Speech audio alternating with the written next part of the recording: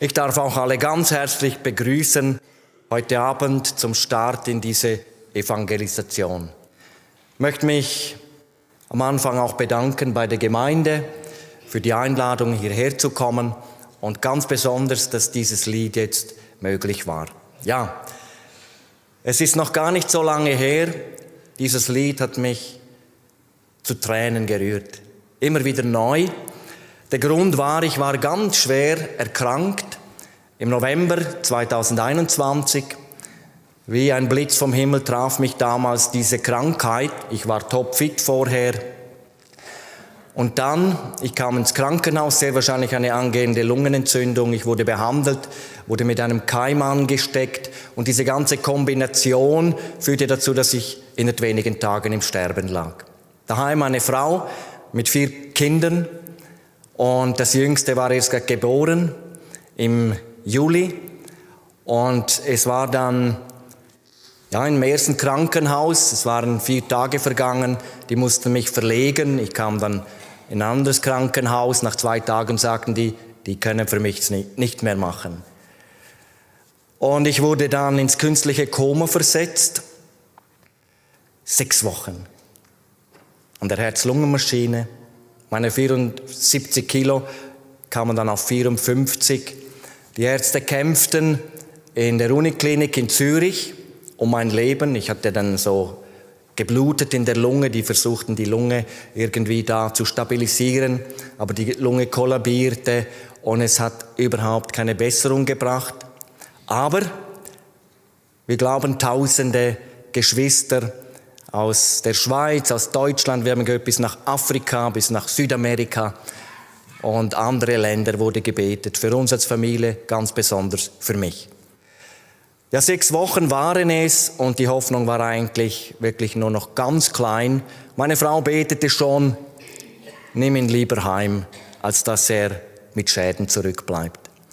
Und dann kam der 31. Dezember. Eine große Wende. Und Gott hat eingegriffen.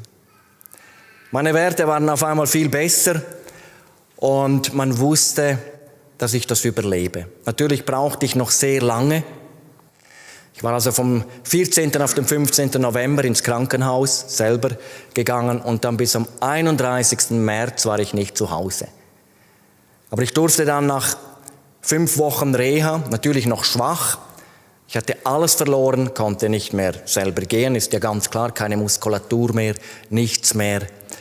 Aber dann in der Reha, also noch mit dem Rollstuhl kam ich in die Reha, aber in 3 Wochen war ich wieder auf den Beinen. Und ich durfte Fortschritte machen, Physiotherapie. Und dann im Juni hatte ich meinen ersten Dienst. Und das war für mich ein ganz großes Geschenk. Ich kann mich noch erinnern, als ich aus dem Koma wach wurde, das war natürlich am Anfang nicht gerade alles so klar.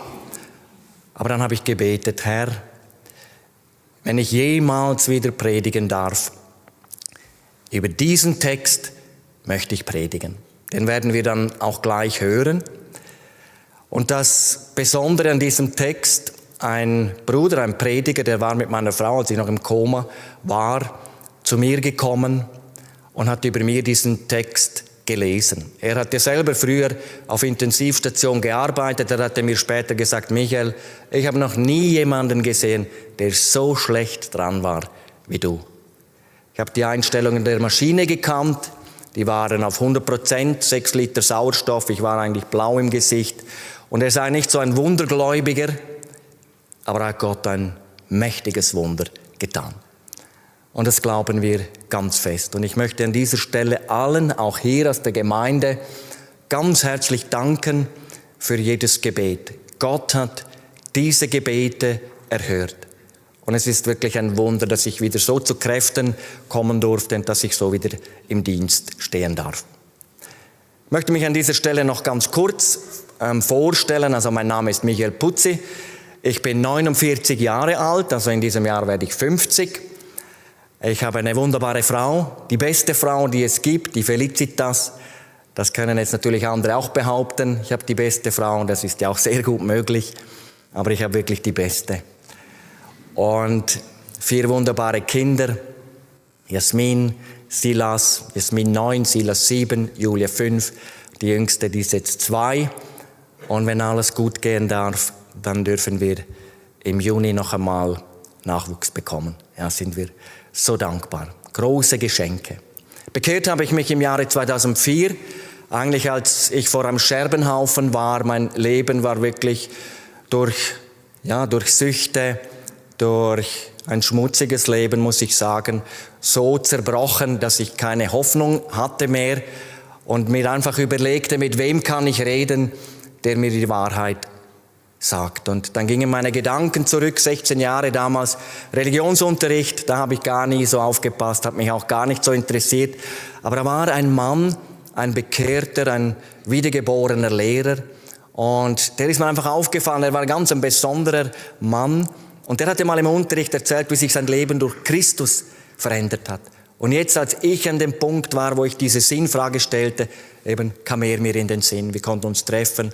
Er hat mir den besten Rat gegeben, nimm dir einen Monat Zeit, beginn im Neuen Testament zu lesen von Jesus Christus, was er gesagt hat und getan hat und bitte ihn, dass er sich dir persönlich zeigt.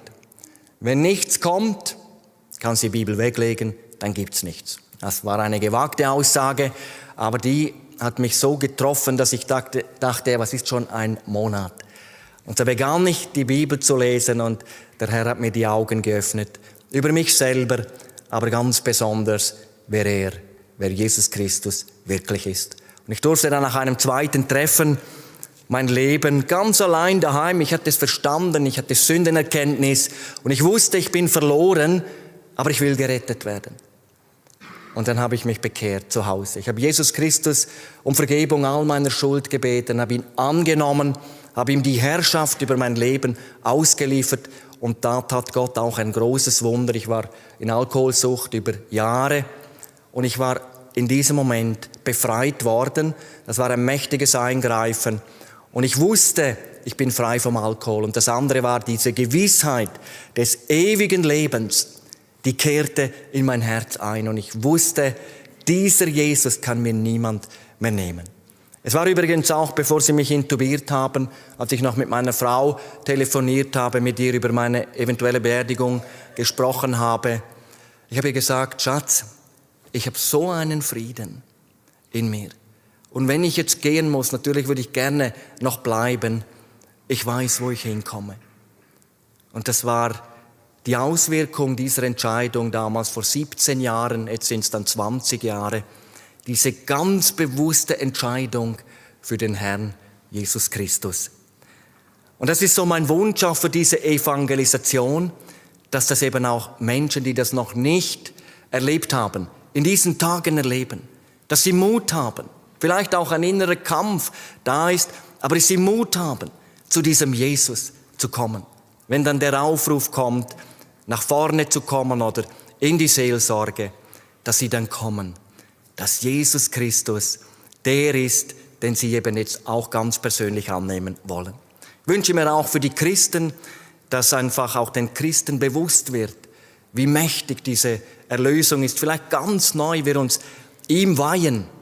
Und ich habe so herrliche Berichte gehört, auch aus Usbekistan war das, glaube ich, wo auch eine Gruppe der Gemeinde dort war, dass dort ein großer Aufbruch ist und dort die Gemeinde wächst und sie bereits einen Missionar aussenden konnten nach Kirgisien, der dort Jesus Christus bezeugt. Und an dieser Stelle vielleicht ruft dich Jesus Christus auch heraus in die Mission. Die Schweiz braucht Missionare, das kann ich auch sagen. Also sie würde mich natürlich sehr freuen, wenn auch Einzelne vielleicht sogar den Ruf bekommen, in die Schweiz zu kommen, um dort dem Herrn zu dienen, Menschen für ihn zu gewinnen. Es ist immer noch Gnadenzeit, gibt immer noch eine offene Tür und der Ruf geht auch heute Abend wieder, auch durch diesen Gottesdienst. Jesus Christus ruft die Menschen und ich wünsche mir, dass manch einer diesen Ruf auch wirklich ernst nimmt und dann auch kommt. Ja, das ist so eine vielleicht längere Einleitung. Heute Morgen wird das nicht mehr so sein. Ich möchte darauf hinweisen, ich durfte so ein evangelistisches Traktat auch schreiben als Zeugnis wegen der Krankheit in aller Kürze. Und wer möchte, darf so eins auch gerne mitnehmen, vielleicht dann auch weitergeben mit ein paar lieben Worten. Es hat auch noch andere Schriften, dürft ihr euch ganz gerne bedienen. Ja, das Thema habe ich überschrieben, Gott erhört Gebet. Und jetzt lese ich uns einen Text aus dem Neuen Testament, aus dem Matthäusevangelium, Kapitel 8, die Verse 5 bis 13. Wer eine Bibel dabei hat, darf gerne mit mir auch mitlesen. Ab Vers 5. Als Jesus nach Kapernaum hineinkam, trat ein Hauptmann zu ihm, der bat ihn und sprach, Herr, mein Knecht liegt zu Hause und ist gelähmt und leidet große Qualen. Jesus sprach zu ihm, ich will kommen und ihn gesund machen. Der Hauptmann antwortete und sprach, Herr, ich bin nicht wert, dass du unter mein Dach gehst, sondern sprich nur ein Wort, so wird mein Knecht gesund. Denn auch ich bin ein Mensch, der Obrigkeit untertan und habe unter mir Kriegsknechte. Und wenn ich zu einem sage, gehe hin, so geht er. Und zum anderen, komm her, so kommt er. Und zu meinem Knecht, tu das, so tut er's. Als das Jesus hörte, verwunderte er sich und sprach zu denen, die ihm nachfolgten, wahrlich, ich sage euch, solchen Glauben habe ich selbst in Israel nicht gefunden. Aber ich sage euch, viele werden kommen von Osten und Westen und mit Abraham und Isaak und Jakob im Himmelreich sitzen, aber die Kinder des Reichs werden hinausgeworfen in die äußere Finsternis, da wird sein Heulen und Zähneklappern. Und Jesus sprach zu dem Hauptmann, gehe hin, dir geschehe, wie du geglaubt hast. Und sein Knecht wurde gesund zu derselben Stunde. Sprich nur ein Wort. Monon eipe logo im Urtext. Das Wort Logo, das ist jetzt grammatikalisch, das müssen wir gar nicht alles jetzt uns so besonders merken, ist ein Dativ Instrumenti. Wörtlich übersetzt könnte man auch sagen, sprich nur mit einem Wort. Das heißt, als Mittel zur vollkommenen Heilung reicht ein einziges Wort aus deinem Munde, Herr Jesus. Davon war der Hauptmann überzeugt. Wenn er spricht, dann geschieht's. Wenn er gebietet, dann steht es da. Ich hatte im letzten Herbst eine Evangelisation in Heidelberg, der erste Abend. Ich hatte mich auch vorgestellt und auch aus dieser Krankheitszeit berichtet. Da saß ein Arzt, der genau wusste, was da eigentlich wirklich passiert ist. Und dass es wirklich fast unmöglich war, dass ich durch diese Phase das so überleben konnte. Es hat ihn so angesprochen, natürlich auch die Lieder, das Zeugnis, die Predigt. Er kam im Anschluss in die Seelsorge. Und er tat bewusst diesen Schritt zu Jesus.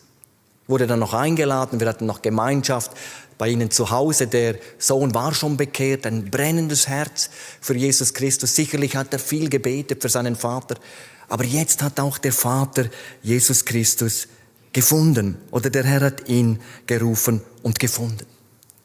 Das tut der Herr heute, in dieser Zeit. Und ihr Lieben, damals war Jesus Christus die Sensation in Israel. In diesem 8. Kapitel aus dem Matthäusevangelium lesen wir einiges über die Macht Jesu. Er hat Macht über die Naturkräfte, die Naturgewalten. Matthäus 8, Vers 26. Er hat Macht über böse Geister. Vers 16, Matthäus 8. Und eben auch über Krankheitsmächte. Ein Aussätziger, ein unheilbar Kranker wurde auf der Stelle durch die Macht Jesu geheilt. Matthäus 8, Vers 3. Oder Matthäus 8, Vers 15, der Herr Jesus rührte nur die Hand der fieberkranken Schwiegermutter von Petrus an und die Bibel sagt, das Fieber verließ sie und sie stand auf und diente ihm sofort nach ihrer Heilung.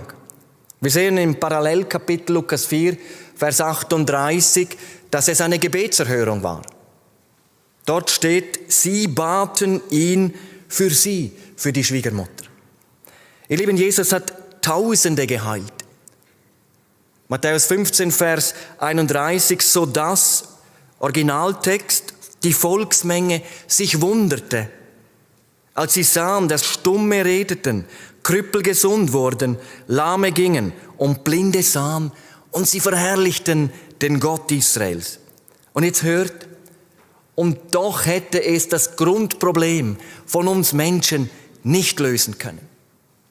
Denn unser größtes Problem ist nicht körperlicher Art, sondern geistiger Art.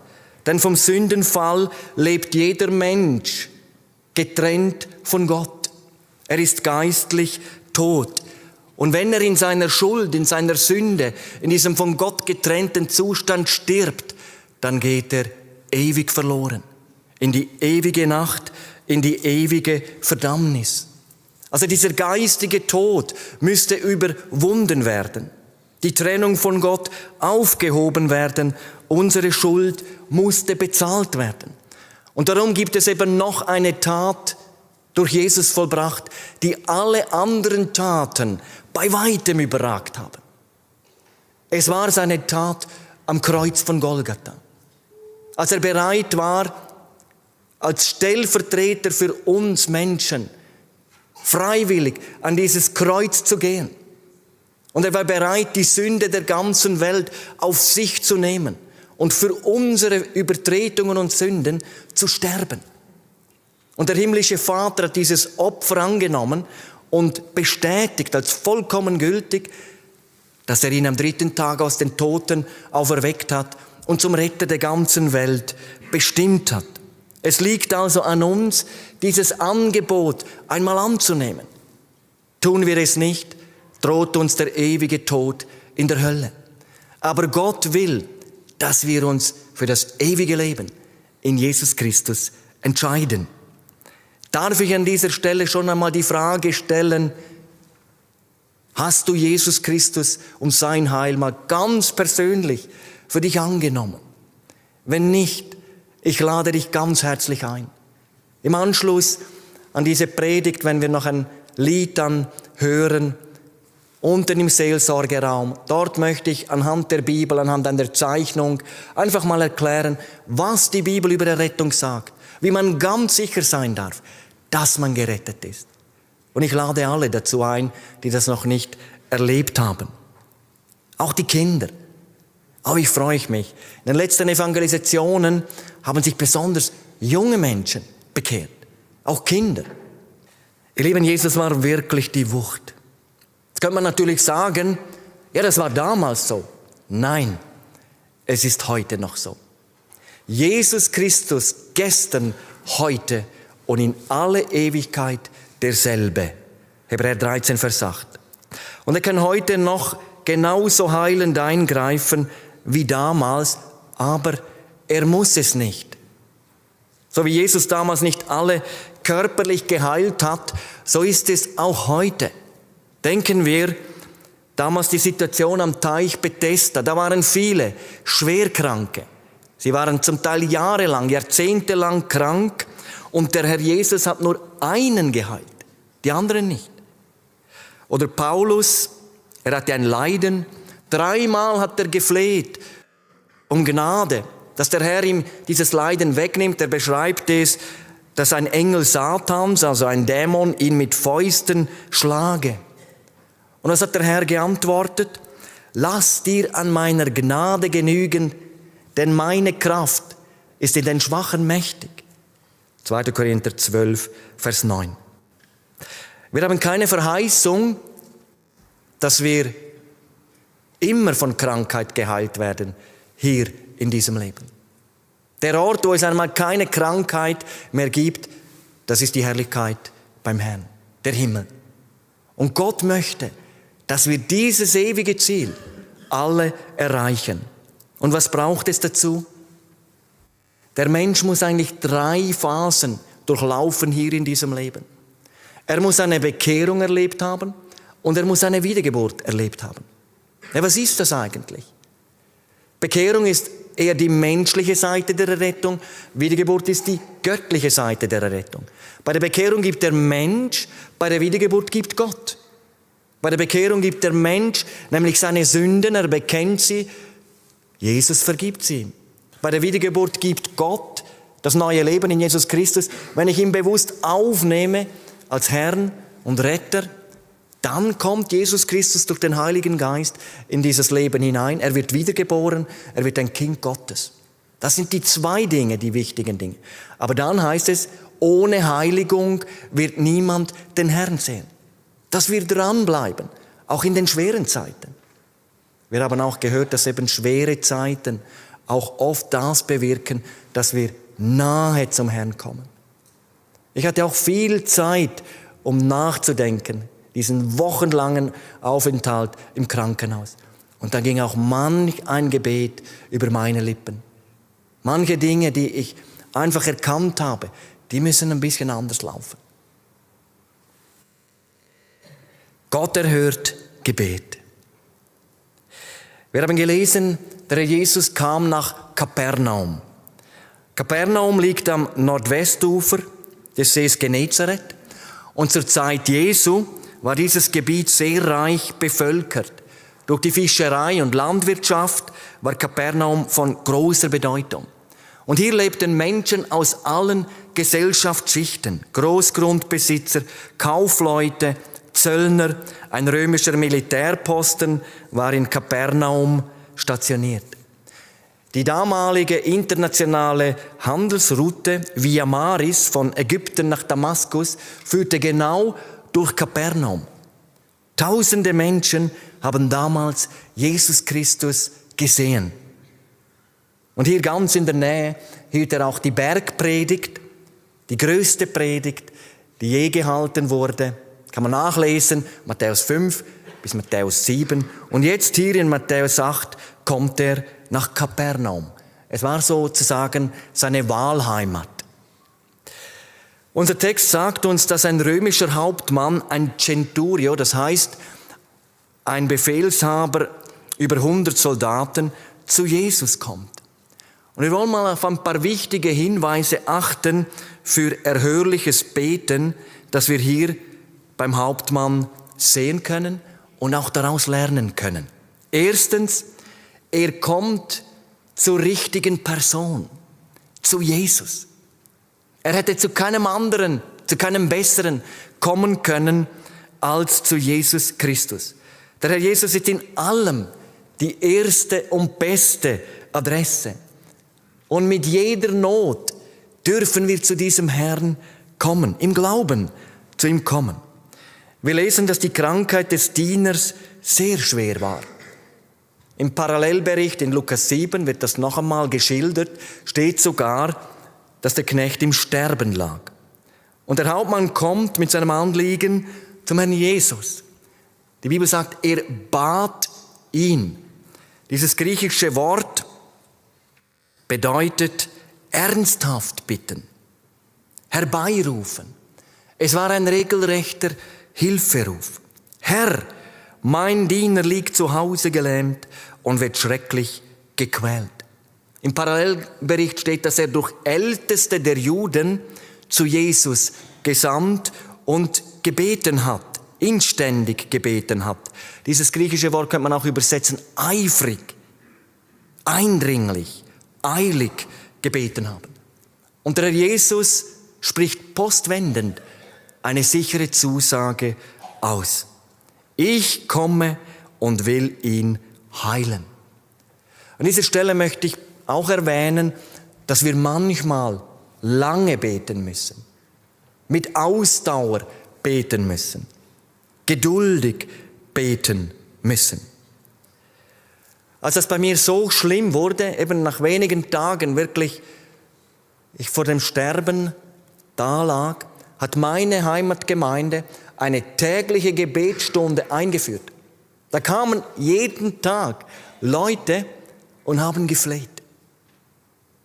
Jeden Tag. Über viele, viele Wochen. Lange gebetet. Sogar als ich wieder zurückkam, das war für sie natürlich eine ganz gewaltige Gebetserhörung, als ich da auf einmal wieder zur Gemeinde kommen konnte.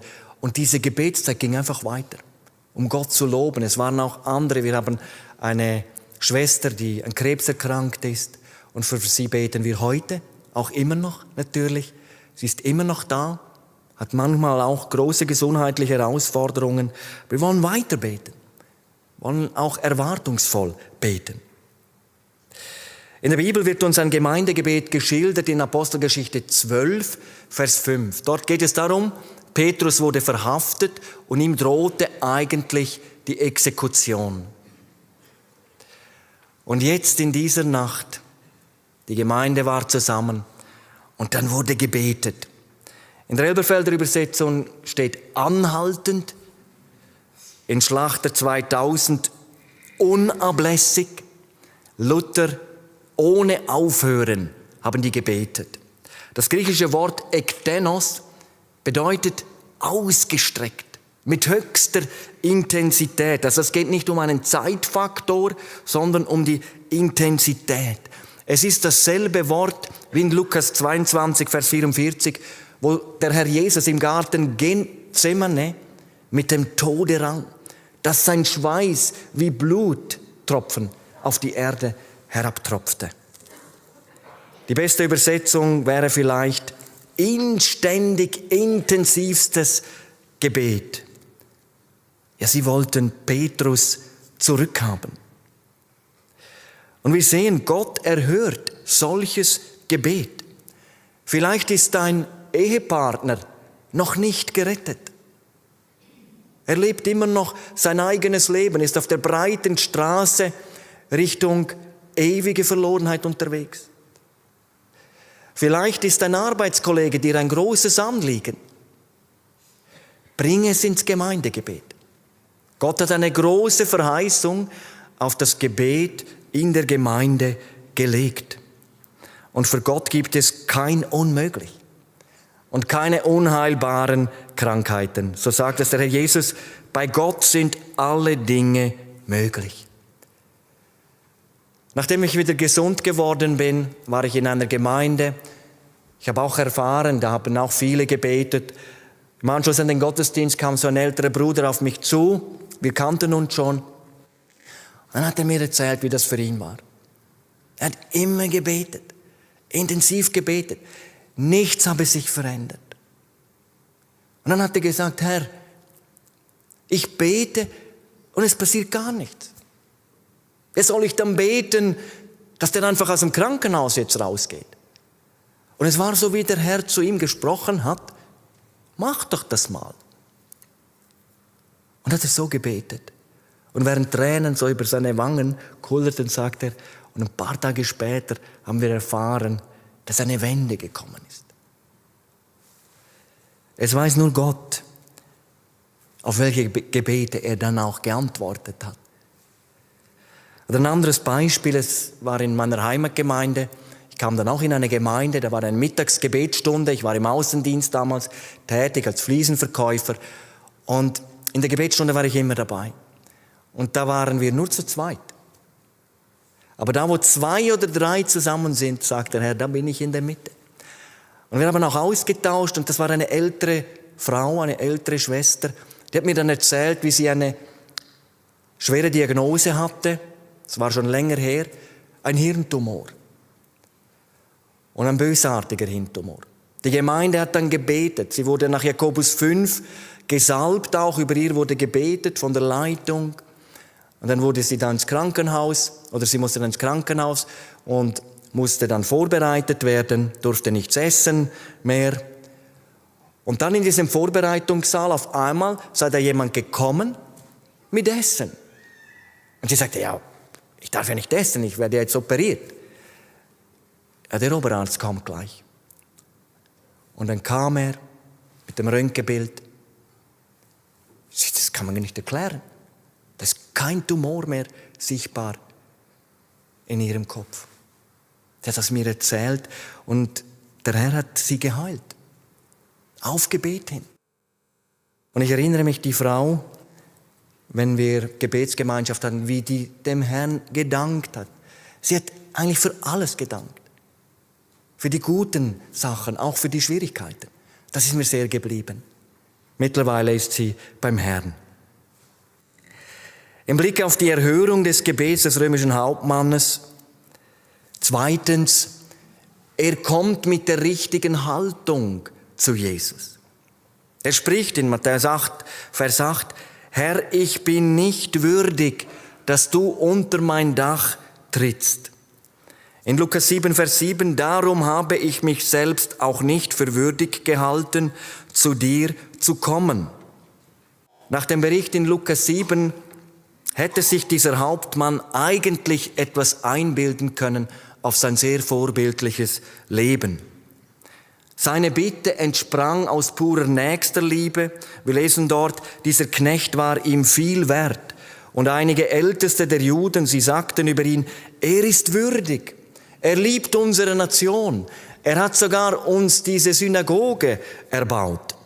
Doch nichts von diesen Vorzügen bringt der Hauptmann vor. Im Gegenteil. Ich bin nicht würdig. Das heißt, er kommt in Demut vor den Herrn Jesus. Und die Bibel sagt in Jakobus 4, Vers 6, dem Demütigen schenkt Gott Gnade. Und wenn Gott heilend eingreift, dann immer aus Gnade. Es ist ein Geschenk. Und Demut macht uns angenehm vor Gott. Es ist eine Eigenschaft Jesu Christi. Und er selber sagt von sich, ich bin sanftmütig und von Herzen demütig. Lernt von mir. Ganz wichtig, ihr Lieben, in welcher Haltung wir vor den Herrn Jesus treten. Er ist der Sohn Gottes. Sohn Gottes bedeutet ja Schöpfer, Erhalter und Vollender des ganzen Universums.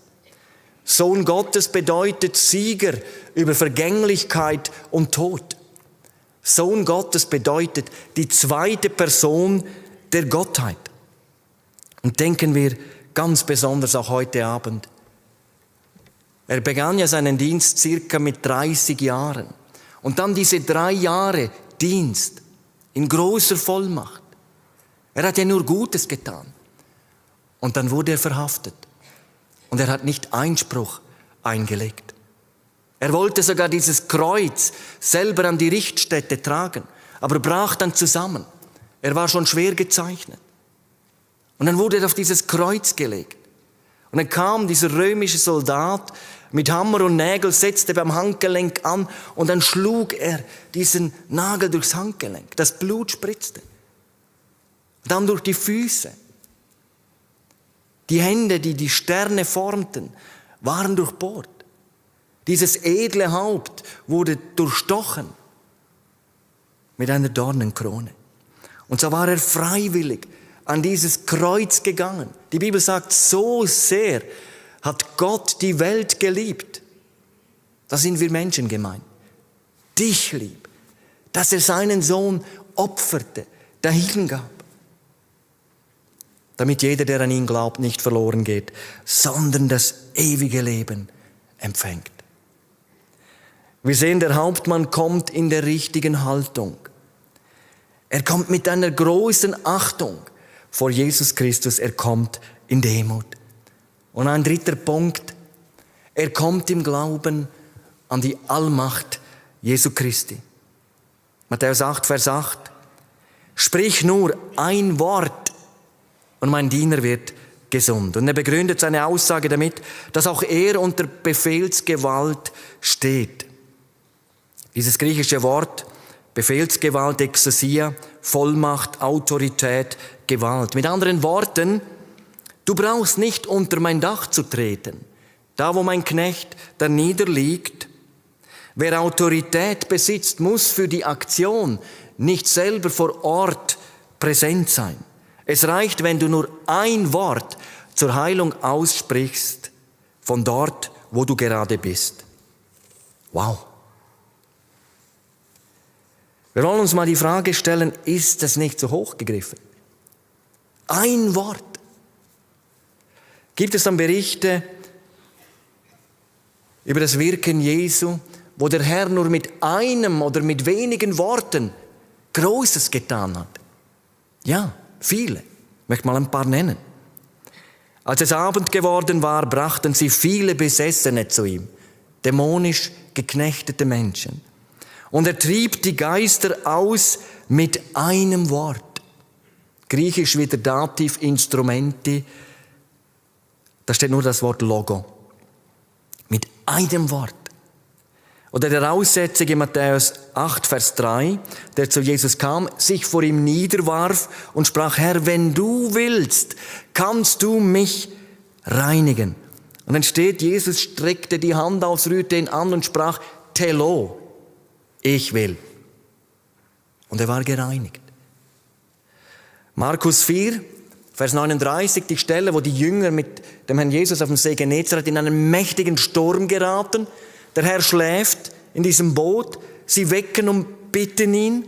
Der Herr steht auf und spricht, Siopa Pephimoso. Sei still, schweige. Eigentlich bedeutet es, sei ein zum Verstummen gebrachter oder ein Maulkorb anziehen. Also der Schöpfer des Universums hat diesem Sturm wie einen Maulkorb, dieser stürmischen See einen Maulkorb angelegt. Und es entstand eine große Stille. In Lukas 8, Vers 54, das verstorbene Töchterlein von Jairus, ein Synagogenvorsteher, kommt zu Jesus und bittet ihn. Und er kommt zu diesem Mädchen, ergreift die Hand und spricht, Egeire, steh auf. Und dann steht, und ihr Geist kehrte zurück und sogleich stand sie auf. Oder Johannes 4, ein königlicher Beamter, der für seinen schwerstkranken Sohn bittet. Der Herr Jesus sagt, dein Sohn lebt. Und er sprach das aus einer Distanz von 26 Kilometer aus Kana. Und in dieser Stunde war dieser Sohn gesund. Das Gemeinsame in diesen wunderbaren Berichten, sie sind alle in Kapernaum geschehen. Und das Geheimnis dieser wunderbaren Berichte liegt in den Worten Jesu. Mir ist gegeben alle Macht im Himmel und auf Erden. Und in diesem Glauben kam der Hauptmann zu Jesus. Sprich nur ein Wort und mein Knecht ist gesund. Er war überzeugt, Jesus kann das. Das ist gar kein Thema. Er ist der Schöpfer. Er hat Macht über jede einzelne Zelle unseres Körpers. Er ist der Herr, der Kyrios, der oberste Befehlshaber. Und dann lesen wir, als Jesus das hörte, wunderte er sich. Selbst in Israel habe ich nicht so großen Glauben gefunden. Das heißt auch bei seinen Jüngern nicht. Aber Jesus wunderte sich nicht nur über den Glauben dieses Hauptmannes. Es gibt noch eine andere Stelle, wo sich Jesus Christus gewundert hat, nämlich über den Unglauben in seiner Vaterstadt Nazareth. Darüber lesen wir in Markus 6, er konnte dort kein Wunderwerk tun, außer dass er wenigen Schwachen die Hände auflegte und sie heilte. Und er wunderte sich über ihren Unglauben. Jetzt kommen wir zu einem ganz wichtigen Punkt. Ich habe schon Christen erlebt, die gesagt haben, wenn mehr Wunder geschehen würden, würden sich mehr Menschen bekehren. Ist das wirklich so? Wie war denn das damals in Kapernaum? Dort hat er die größten Machttaten vollbracht. Ihr Lieben, die allermeisten Menschen haben sich nicht bekehrt. Und darum hat Jesus einen Fluch über Kapernaum ausgesprochen. Und ich lade euch mal ein, ganz gut hinzuhören. Matthäus 11, ab Vers 20. Da fing Jesus an, die Städte zu schelten, in welchen die meisten seiner Machttaten geschehen waren, weil sie doch nicht Buße getan hatten. Wehe dir, Chorazin, wehe dir, Bethsaida. Wären solche Taten in Tyrus und Sidon geschehen, wie sie bei euch geschehen sind, sie hätten längst in Sack und Asche Buße getan. Doch ich sage euch, es wird Tyrus und Sidon erträglicher ergehen am Tage des Gerichts als euch. Und du, Kapernaum, die du bis an den Himmel erhoben bist, du wirst bis zum Totenreich hinabgestoßen werden. Denn wenn in Sodom die Machttaten geschehen wären, die in dir geschehen sind, es wären geblieben bis auf den heutigen Tag. Doch ich sage euch, es wird dem Lande Sodom erträglicher ergehen am Tage des Gerichts als dir. Das Gericht kam 836 nach Christus. Kapernaum wurde komplett zerstört. Man kann heute die Städte besuchen. Es sind nur noch Ruinen. Kapernaum wurde nie mehr aufgebaut. Ihr Lieben, es gibt schlimme Sünden. Aber die schlimmste Sünde ist, dass wir dieses Angebot Jesu ablehnen. Die schlimmste Sünde ist die Ablehnung der Gnade Gottes, der Errettung Jesu Christi, die für dich, für mich, für die ganze Welt damals vollbracht wurde. Das ist die schlimmste Sünde und das ist die Sünde, die in alle Ewigkeit nicht vergeben werden kann. Der Herr gebrauchte diese Begegnung mit dem Hauptmann, um über die wichtigste Angelegenheit von uns Menschen zu reden. Er sagt, ich sage euch, dass viele von Osten und Westen kommen und mit Abraham und Isaak und Jakob zu Tisch liegen werden in dem Reich der Himmel. Aus dem Osten und Westen. Gemeint sind Menschen, die nicht jüdischer Abstammung sind, aber weil sie an Jesus Christus glauben, das heißt, einmal auch ihre Sünden Jesus gebracht haben, sich bekehrt haben, Jesus Christus aufgenommen haben, wiedergeboren wurden, werden sie das Reich Gottes ererben, das Himmelreich erben. Sie sind gerettet für die Ewigkeit. Auf der anderen Seite sagt der Herr Jesus, aber die Söhne des Reiches, und damit meint er die Menschen, die mit jüdischer Abstammung meinten, ohne Jesus auch ins Reich Gottes zu kommen, ohne Jesus gerettet werden zu können. Über die sagt er, sie werden hinausgeworfen werden in die äußerste Finsternis, da wird das Weinen und das Zähneknirschen sein. Das sagt uns die Bibel ganz deutlich. In der Ewigkeit wird es einmal nur 2 Orte geben. Und darum wird es in der Ewigkeit nur 2 Gruppen Menschen geben. Einmal die Erretteten und dann die Verlorenen. Ihr Lieben, auf die Erretteten wartet eine unvorstellbare Herrlichkeit, wo es keinen Tod mehr gibt, kein Schmerz, kein Leid, keine Krankheit. Und es gibt ein Wiedersehen mit all denen, die uns im Glauben vorangegangen sind. Über die andere Gruppe sagt der Herr Jesus, aber die Feiglinge und die Ungläubigen und mit Gräueln befleckten und Mördern und Unzüchtigen und Zauberern und Götzendienern und allen Lügnern ist ihr Teil in dem See, der mit Feuer und Schwefel brennt. Das ist der 2. Tod. Offenbarung 21, Vers 8. Auf diese Gruppe, ihr Lieben, wartet eine unvorstellbare, schreckliche Verdammnis. Der ewige Tod in der Hölle. Und ihr Lieben, das darf uns nicht passieren. Heute ist Gnadenzeit. Heute können wir zu Jesus Christus kommen, so wie wir sind. Und es gibt ein Gebet, das Gott immer erhört, wenn es um Errettung geht. Wenn es um die Rettung der Seele des Menschen geht. Apostelgeschichte 2, Vers 21.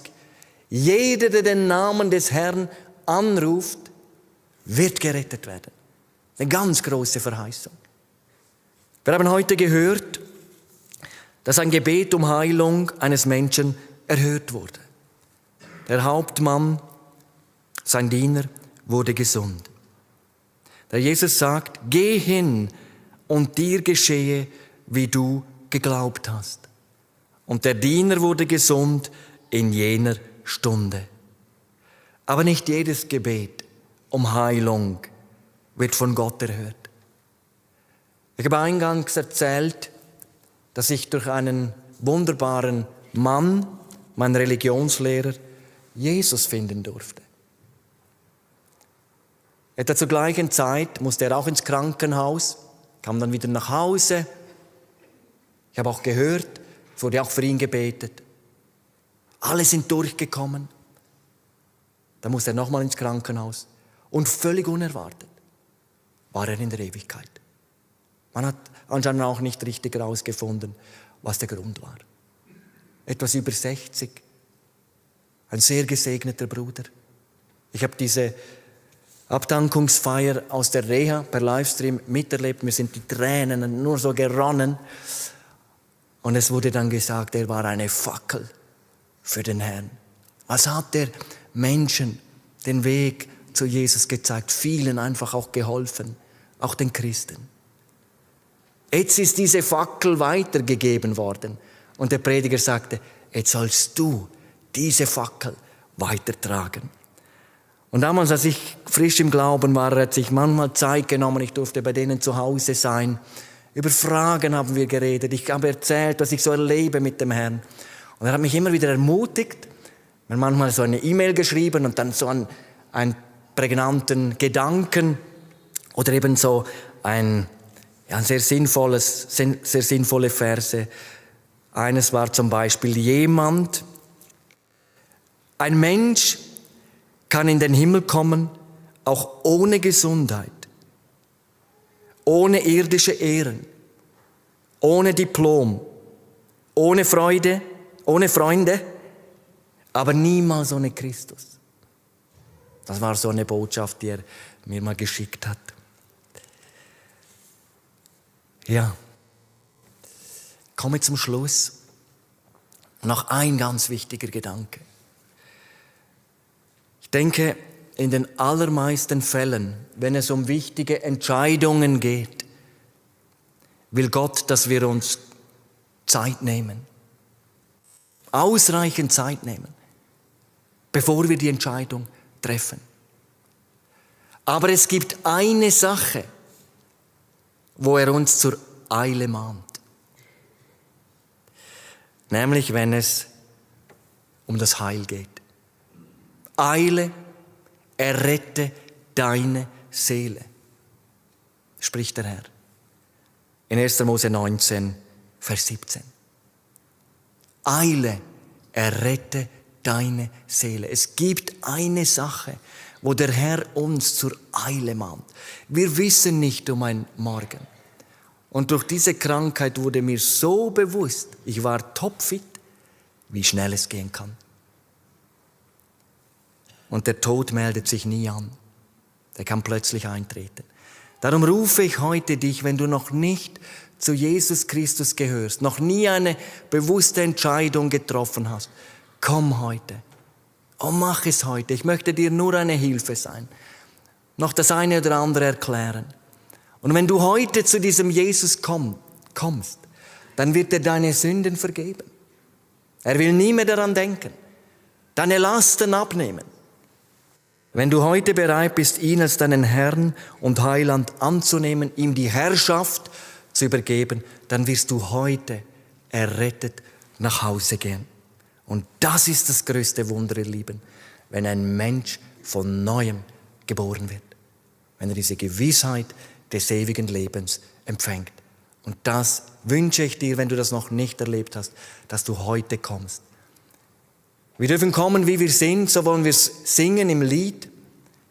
Ich bitte jetzt den Chor, dieses Lied zu singen. Und ich lade ein, zu einer Entscheidung für Jesus Christus nach vorne zu kommen. Aus der Reihe zu kommen, während das Lied gesungen wird. Es sind 5 Strophen, es ist einfach eine Zeit. Wenn du heute angesprochen bist, wenn der Herr dich gerufen hat, habe Mut. Und wenn das vielleicht wie bei diesem 6-jährigen Jungen, da pocht da drin vielleicht bis zum Hals, dann sprich doch ein kurzes Gebet. Herr, hilf mir. Gib mir den Mut. Und ich lade alle ein, die Kinder, die jungen Leute, die Erwachsenen, auch die älteren Leute. Komm heute zu Jesus. Lass uns aufstehen. Wir wollen dieses Lied jetzt hören, währenddem dass wir stehen. Und man kann einfach nach vorne kommen. Die Einladung steht. Jemand ist nach vorne gekommen. Ich denke, es sind noch mehr. Sind noch nicht gerettet. Ich möchte dir Mut machen. Gleich im Anschluss werde ich nach dem Gebet hier raus, dann die Treppe runter in den Seelsorgeraum. Die Möglichkeit ist, sich anzuschließen. Dort werde ich einige Erklärungen machen. Und dann wollen wir, wenn du das verstanden hast, gemeinsam im Gebet vor das Angesicht Jesu treten. Und dann wirst du das erleben, was viele erlebt haben schon hier in diesem Saal, was auch ich erlebt habe. Und das ist das Allergrößte, was wir als sterbliche Menschen überhaupt erfahren dürfen, erleben dürfen. Rettung in Christus Jesus. Ich möchte beten mit uns. Ja, lieber Herr Jesus Christus, ich danke dir von ganzem Herzen für deine Gegenwart, für diesen Abend, für dein Wort, für die Lieder und die Zeugnisse. Ja, du selber bist durch deinen Heiligen Geist gegenwärtig in diesem Raum. Und du hast angeklopft, gerufen. Herr Jesus, ich danke dir dafür, dass immer noch die Türe weit offen ist. Du selber sagst, ich bin die Tür. Wenn jemand durch mich hineingeht, wird er gerettet werden. Und ich bitte dich, Herr, für die innerlich gemerkt haben, eigentlich brauche ich das. Komm ihnen zu Hilfe. Gib ihnen den Mut, dass sie kommen und nicht so jetzt ihren Weg weitergehen. Hilf auch mir jetzt gleich bei den Erklärungen, Herr Jesus, damit alles so einfach und verständlich ist und ein Menschenleben neu werden, Namen eingetragen werden in das Buch des Lebens. Oh, ich danke dir dafür, Herr Jesus, und segne auch die kommenden Veranstaltungen. Rette du viele Menschen. Es soll zum Lohn deiner Schmerzen sein und zu deiner Ehre. Hab Dank dafür. Amen.